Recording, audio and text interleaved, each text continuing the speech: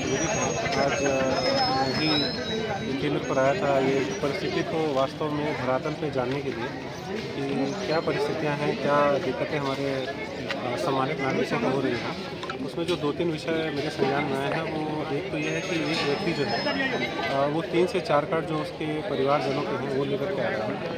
अधिकतर कार्ड्स में ई-केवाईसी नहीं हुआ है और कुछ ग्राहक ऐसे भी हैं जो 25 दिन का मैंडेटरी टाइम बाउंड पीरियड लगाया गया है, वो उसके अंतर्गत ही आकर के यहाँ पर जो है वो सिलेंडर्स की मांग कर रहे हैं।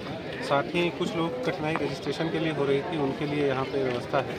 उनकी रजिस्ट्रेशन में कोई परेशानी है, तकलीफ़ है, उनको यहाँ पर ला करके यहाँ पर आकर के वो अपना अगर मोबाइल से उनका नहीं हो रहा है तो ऑनलाइन यहाँ पे फीड कर दिया जा रहा है। साथ ही उनको अगली तिथि बता दी जा रही है। और यहाँ पे आज हमारे बीच में आईओसीएल के प्रतिनिधि हर्षित पंत जी भी आए हुए हैं।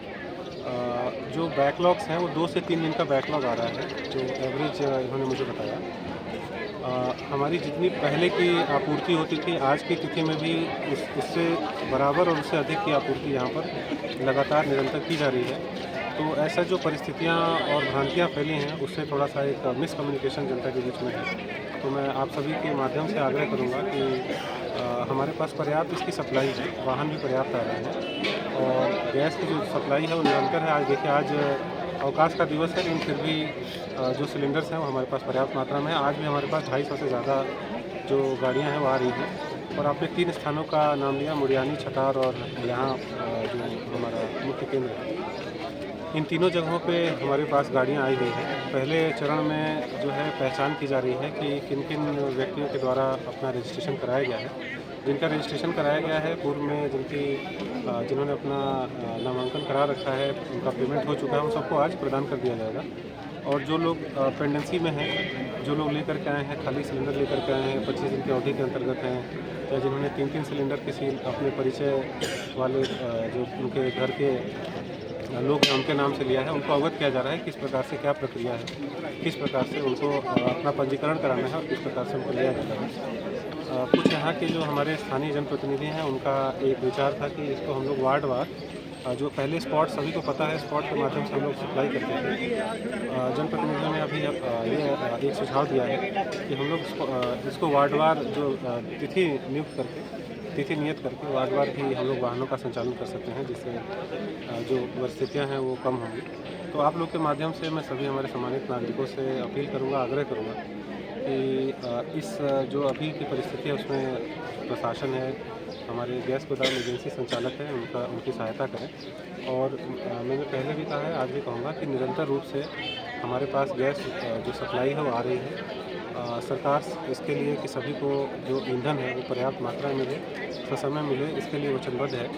और जो भ्रांतियाँ हैं उस पर ना जाएँ। आपको कहीं भी किसी भी प्रकार की कोई जानकारी चाहिए, 2 हमने हेल्पलाइन नंबर भी कंट्रोल रूम के माध्यम से जारी किए हैं। उन हेल्पलाइन पर बात कर सकते हैं। डिस्ट्रिक्ट हमारी सप्लाई ऑफिसर हैं, पूर्ति अधिकारी, आप उनसे बात कर सकते हैं। और एसआईज़ हैं, आपके जो नियरेस्ट निकटतम हैं, सप्लाई इंस्पेक्टर्स हैं, आप उनसे बात कर सकते हैं, मुझसे बात कर सकते हैं। किसी भी आप देखेंगे बैकलॉग जो है 2 से 3 दिन का है, मैक्सिमम 4 से 5 दिन में जहाँ जिनके पास नहीं है उनको गैस की आपूर्ति करा दी जाएगी।